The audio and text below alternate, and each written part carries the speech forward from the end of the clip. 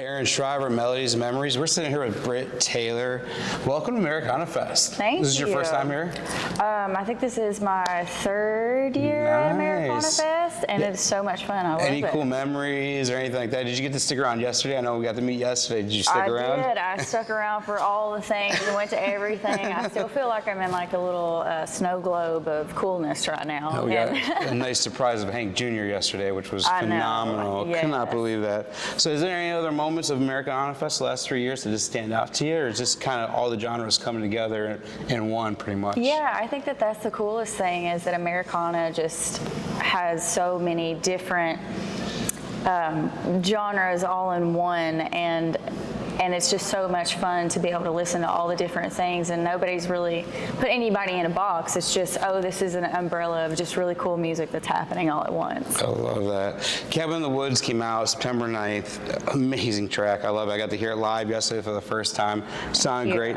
Produced by Sturgill and David Ferguson. Tell me a little bit about working with them on this track. And I know you are working on an album with them. Tell me about just the magic that comes out of them. Oh gosh, it's just, it's so surreal. It feels like a dream.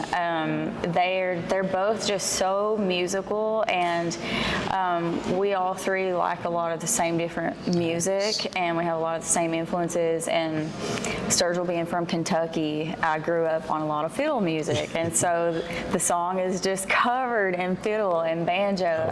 Actually, that's how I found country music, is through bluegrass and Patty Loveless and Ricky Skaggs, because they were kind of crossing over into the country world. So that's kind of how I came to country music and came to love it. So it's been fun. Do you write a lot of your own music? I do. Do you have any favorite co-writers that you have like in a circle with, or do you have any dream co-writers? Oh my gosh.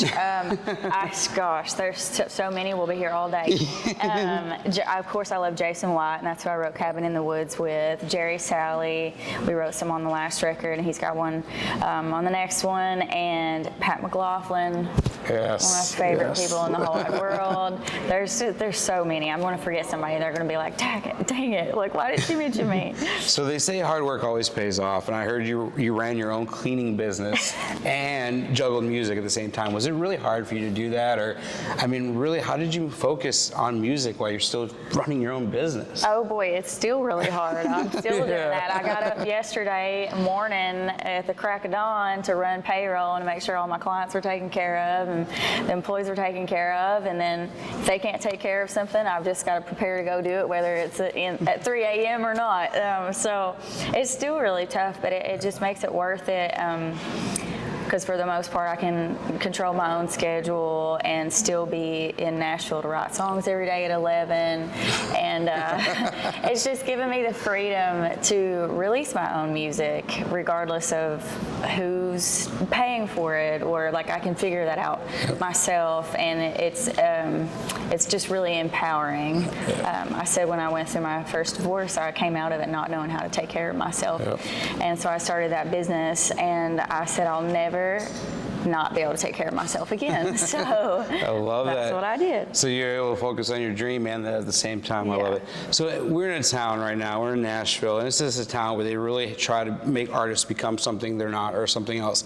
How have you been able to stay so true to yourself over the last few years? Just watching you kind of do your thing, you've always stayed true to yourself. How hard has it been, and how have you been able to do that? It is really tough, and I really honestly am still figuring it out every day, because people, and I think everybody comes from a kind, loving place because they want to see you succeed, but they have different versions of what they think you should be for that to happen. And so I think a lot of it is just like, try not to get angry when somebody's like, well, what? I think you should do this, and just kind of listen with an open mind and an open heart. And then I go home and I get out in the woods and I sit on my little staircase to nowhere and I try to meditate on it and just think, is this coming from my ego of just like not wanting to listen to somebody, or is this coming from my intuition and my gut that that's not for me and this is for me? Like, what is actually my truth? And it's just a lot of being in the quiet and trying to listen to myself. I love that. So what does the rest of the year look like for you into next year? You got any new music, some touring maybe at all? Or? Yeah, we're getting some new music out, and I have started touring. I'm going with Kelsey Walden on a run to Kentucky, my home state, and we just got to open up for Dwight Yoakam Yoakam, and I hope that we get to do some more of that because I'm just a Dwight Yoakam super fan. Yes. So Ain't That yeah. Lonely Yet's my jam. I love that. Oh God, I love him. So before we wrap up, we want to make sure you guys check her out tomorrow night. Showcase at the Brooklyn Bowl. Can't even say that. I was going to say brawl. Brooklyn Bowl. 10 o'clock tomorrow night. We are going to be out there checking that showcase out. We're very excited for that. But our sponsor is Poddex, and we're going to wrap up. What is your kryptonite? So gosh. Superman had his kryptonite. What's yours? What's your weakness? Oh, anything furry. Anything furry, puppies, or feathery. Chickens, puppies, kittens. I always say if it shows up on my property and it's fuzzy, it's mine, my land, my pet. So You and my wife would get along really well. We picked up a lot of stray dogs over the years. same. We love it. So guys, go check her out tomorrow night. Brit Taylor, guys. Thank you for tuning in.